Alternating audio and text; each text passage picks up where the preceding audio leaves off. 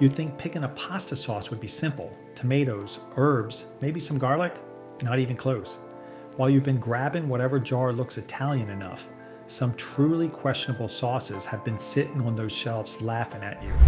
We're talking about sauces so watery they slide right off your pasta, others so sweet they belong in the dessert aisle, and a few that taste like someone dumped an entire bottle of vinegar into tomato paste and called it dinner. Here's the thing, the pasta sauce market is full of brands trading on nostalgia, attractive packaging, and Italian-sounding names while delivering mediocrity or worse. Some cost $8 and taste worse than the $3 option. Others have enough sugar to compete with breakfast cereal. So let's rank 8 pasta sauce brands from worst to base and find out which ones are worth your money and which ones are pasta night sabotage. Because you shouldn't have to sacrifice actual flavor just to save time on. Dinner. Hit that subscribe button because we're about to save you from some seriously disappointing pasta nights. Number 8, Hunt's Traditional. Hunt's Traditional has been around since 1888, making it one of the oldest names in American pantries. It's also the only major canned pasta sauce still on shelves. The execution reads more like tomato-flavored water than actual pasta sauce. This literally pours out like soup, thin as tomato juice with zero body. The texture is watery and runny, sitting in a pool at the bottom of your plate instead of coating your pasta. And get this, it completely fails to cling to pasta, sliding right off like water off a raincoat. The taste is aggressively bland with unnatural sweetness and a metallic aftertaste from the can. At $1.89 for 15 ounces, it's the cheapest option at 12 cents per ounce. Customers consistently say it's a watery mess without much texture or flavor and too unappetizing to salvage. This ranked dead last in multiple taste tests, noticeably more watery than even store brands. This survives exclusively on extreme price point targeting, dollar stores, food banks, and shoppers in financial crisis. The canned format cuts costs but adds metallic taste and institutional feel. They're banking on decades of brand recognition from when customers had fewer options. You're paying less than $2 for tomato-flavored water that can't even stick to pasta. When your sauce is too thin to perform its function, you failed the assignment. Number 7, Kroger Traditional, Kroger's store brand. Traditional has been their budget offering since the 1980s grocery wars. At $1.99, it's only 10 cents more than Hunt's, but somehow manages to taste worse. The flavor is by far the most aggressively unpleasant in the entire lineup. This one is thin but manages to cling, though it feels slippery and greasy with a gritty undertone from undissolved dried seasonings. The real kicker is the taste, aggressively sour and acidic, like someone dumped vinegar into tomato paste. That harsh, biting acidity makes your mouth pucker with no sweetness to bounce it out. The nutritional data shows 430 milligrams sodium with 7 grams of sugar. That sugar content suggests they tried to balance acidity but failed miserably. High fructose corn syrup is listed second, but distilled vinegar overwhelms everything. Customers say the flavor is by far the worst I've had, and doesn't taste like pasta sauce should taste, way too sour. This tied with Barilla for second to last in blind taste tests. This exists purely for Kroger's good, better, best private label strategy at the bottom tier. The recipe focuses on shelf stability and cost cutting over palatability. Vinegar acts as cheap preservative. They're counting on shoppers never comparing directly to competitors. When your pasta sauce makes you wince instead of smile, something has gone terribly wrong. This is store brand gone wrong, a cautionary tale in saving 99 cents. Number 6, Barilla Marinara. Barilla launched their sauce line in the 1990s after dominating the pasta market. Their blue box pasta is legendary. Their marinara is forgettable. At $2.99 to $3.49 per jar, you're paying mid-tier prices for bottom-tier execution. What you get is disappointingly thin and runny with visible oil separation on top. The texture is watery and slick, sliding off pasta rather than embracing it. The taste is flat, lifeless, forgettable, no depth or complexity. There's faint processed tomato flavor with artificial sweetness and stale herb notes from dried seasonings. Here's where it gets tricky. They use sunflower oil instead of olive oil, which creates the wrong flavor profile and greasy slickness. The dried herbs taste dusty and old with no visible vegetable pieces. Customers say should be tied with Kroger for second to last place and tastes like cafeteria pasta sauce. This performs well below expectations given Barilla's pasta reputation. You're paying $3.49 for sauce that performs like $1.99 Kroger. This rides entirely on Barilla's pasta brand recognition and Italian heritage marketing. They're targeting shoppers buying complete Barilla pasta night who grab sauce without scrutinizing. This was clearly developed as an afterthought: cheap sunflower oil, dried herbs, minimal tomato content to maximize margins. Their pasta is legendary. Their sauce is forgettable. Proof that being great at one thing doesn't mean you're great at everything. Number 5. Prego Traditional launched in 1981 as Campbell's answer to Ragú. Prego marketed itself with "Prego, you're welcome," suggesting homemade quality. That's bold when what you're delivering is sweetened tomato paste. At $2.49 to $2.99 per jar, this is mid-tier pricing for bottom-tier flavor. The texture is thick and pasty with a gummy, paste-like consistency.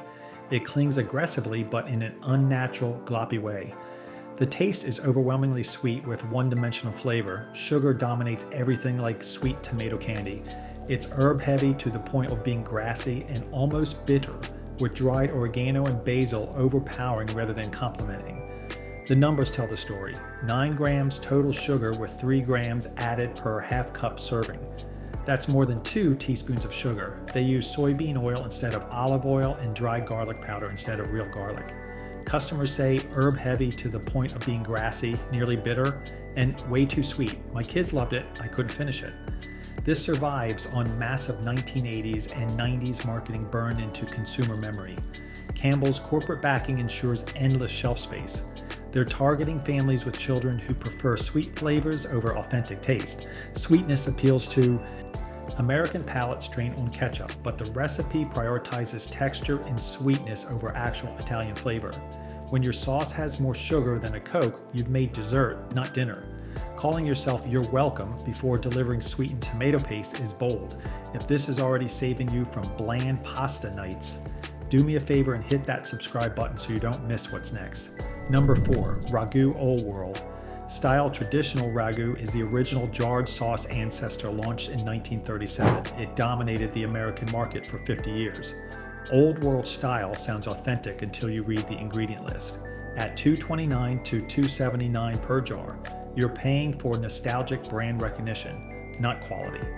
What you get is paradoxically watery despite calcium chloride added specifically to thicken. The oil separates and pools on surface. The mouthfeel is simultaneously watery and gritty, worst of both worlds. The taste is shockingly sweet. This contains more sugar per serving than Fruit Loop cereal. There's an artificial, processed flavor with chemical undertones and a metallic, tinny finish. The numbers are damning. 11 grams sugar with 4 grams added per serving. That's the highest sugar among major brands. Sugar is listed as second ingredient before tomatoes even get processed. They use soybean oil, vague, natural flavors, and calcium chloride firming acid instead of actual tomato meat. Customers call this thin, sweet, and bland. The trifecta of disappointment. This was named worst pasta sauce brand in Tasting Table's comprehensive ranking. This survives purely on 50 years of brand dominance and nostalgic childhood memories of mom's spaghetti. They're targeting older consumers loyal from decades past. The recipe hasn't meaningfully improved since the 1970s. Still uses cheap soybean oil, excessive sugar, and chemical thickeners to cut costs.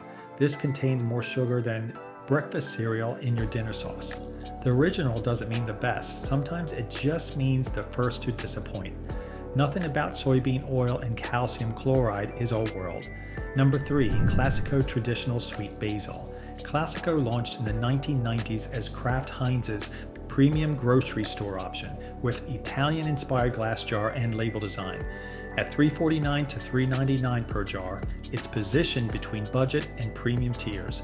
What makes this frustrating is how attractive packaging distracts from aggressively mediocre contents. The consistency is adequate but unremarkable. Not too thick, not too thin, just middling. It's smooth and homogeneous with no texture variation, sliding off pasta more than clinging. The taste is profoundly bland and forgettable, like generic red sauce concept rather than actual marinara.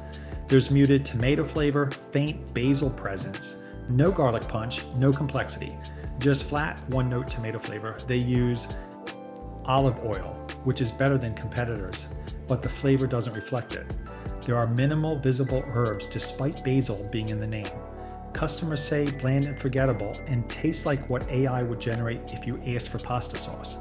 One parent noted, "My kids eat it without complaint," which tells you everything. You're wildly overpaying at $3.99 for sauce that performs like $2.49 Prego. They market hard on Italian authenticity through packaging, targeting middle-class shoppers who want to feel premium without paying Rouse prices. Kraft Heinz ownership means maximum cost efficiency, minimum flavor innovation. The recipe was engineered for broadest appeal, resulting in offending no one but exciting no one. When your jar makes promises your sauce can't keep, you've got a problem. Italian branding can't rescue aggressively mediocre execution. And if you're finding this ranking useful, hit the like button. It really helps the channel cut through. The noise. Number 2, Newman's Own Marinara. Newman's Own launched in 1982 as Paul Newman's charitable brand with all profits going to charity. Now at $3.49 to $3.99 per jar, the price includes feel-good giving. What makes this tragic is perfect texture wasted on boring flavor. Technical excellence undermined by bland execution. The consistency is excellent, genuinely impressive. It's homogeneous and velvety, clinging beautifully to pasta with best adhesion in the mid-tier category. There's no oil separation or wateriness, but the taste is tragically bland despite perfect texture. The tomato flavor is muted and flat. The real problem, oregano completely dominates as the only distinct flavor. That heavy-handed oregano tastes grassy and overpowering. There's no garlic presence, no basil complexity. The carrot puree creates a weird baby food undertone. Carrot puree is non-traditional for marinara and adds unexpected sweetness. Oregano is listed prominently and overwhelmingly present. Customers say very bland. Oregano is the most prominent flavor, and texture is great, but where's the tomato? There's a Reddit thread titled "They Changed My Sauce" with users heartbroken over recent reformulation adding oregano. One longtime customer said, "I've been eating this for 20 years and the new version is inedible." This survives on Paul Newman's legacy and all profits to charity mission. They're targeting socially conscious consumers who prioritize ethics over flavor. The charitable mission creates emotional connection beyond product quality, but the recipe seems developed by committee focused on costs rather than flavor. Carrot puree cuts costs, oregano overuse masks bland base. When perfect texture can't save tragically bland flavor, you've missed the mark. Great cause, underwhelming sauce. Charity shouldn't mean compromise. Number 1, Victoria Marinara.